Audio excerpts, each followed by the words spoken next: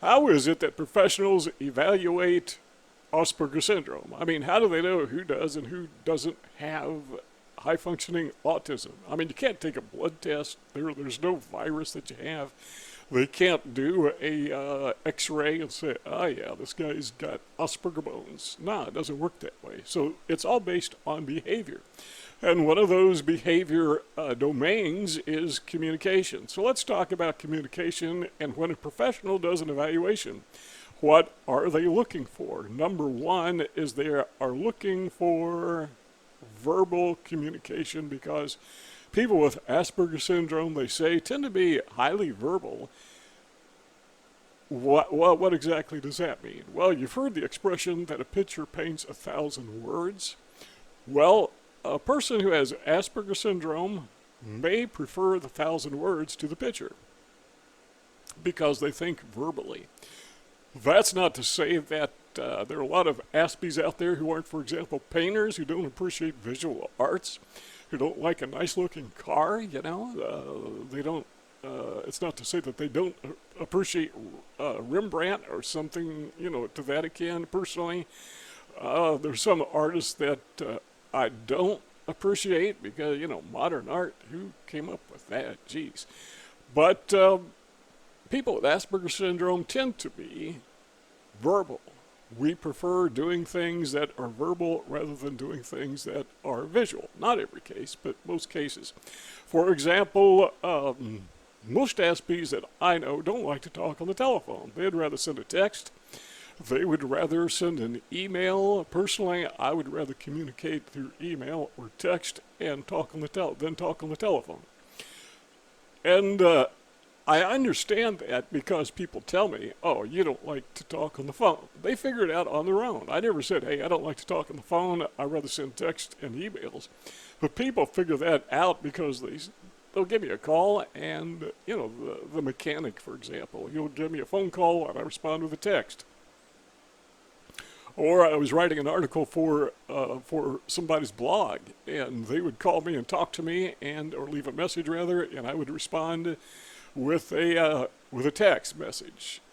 I'd rather do that because, I'm verbal. It's not audio, it's writing. It's the words that I'm interested in. So somebody with Asperger syndrome may prefer reading a book than watching a movie. I find it distracting to watch movies. Now, again, this doesn't apply to everybody with Asperger syndrome. But you sit me down in front of a movie screen or in front of a television, and if it's fiction, I'm wondering why did the screenwriter use that phrase? Why didn't they say something else? Why did they do the lighting that way? Why is the actor or actress making that particular face expression? What's going on here? How did they design that set? Because I know it's not real, but it looks so good. I just can't focus on fiction if it's a movie or if it's television, whatever. But reading, okay, that's a little bit different. Basically, fiction bothers me, but that's got nothing to do with anything. Number two is vocabulary. People with Asperger syndrome tend to use terms that are not commonly used by other people. Other people may understand what they mean, but they don't normally use them. For example, I was talking to somebody the other day, and they used the term negligible. Well, I know what that means. I just never hear people saying that very often, but that's the type of word that an Aspie would use because, it's the best word to use. That's pretty much it. People with Asperger syndrome tend to have an extensive vocabulary, and so they know the best word to use to express their thought. The problem is when you're expressing that thought, the other person isn't thinking the thought that you're expressing. They're thinking, why is that person using negligible? That's an odd word. So sometimes our communication is not as good as it should be because we're trying to make it too good, if that makes sense.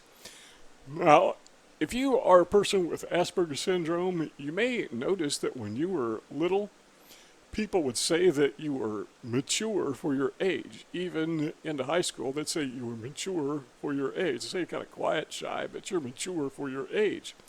Then as you get to be an adult, they kind of switch that and they say that you're aloof. Well, it's the same behavior pattern, it's just different context. But it is vocabulary. One of the key things that helps us to identify somebody who has Asperger syndrome that sets us apart from neurotypical people. Number 3 is lacking reciprocation skills. I talked about this, I think, in a video yesterday, but that is when you're having a conversation which doesn't go very far because it's just not something that is natural for us. So we're talking to somebody or actually listening to somebody, and they say something, and then they get quiet because it's our turn to talk, and we don't reciprocate. We don't say anything because, what do we say? We heard, okay, cool. In fact, that is one of the words I use a lot. When I'm talking to somebody, they'll talk, and then I'll say, cool. Or I'll say, gotcha. I'll say, interesting. But I'm learning, 70 years old, nearly, and I'm still learning. This whole life has been a learning process. The reason I make these videos, just sharing with you some of these things that I've learned when I was your age, and just hopefully I can help you along. Number 4 is one-sided and self-focused conversations. So, yeah, we actually can talk. I'm living proof because I'm talking right now. But when we talk about things that we are interested in. Doesn't matter if anyone else is interested in them or not. Now, it's a little bit different on YouTube because people seek out videos and podcasts that they're interested in.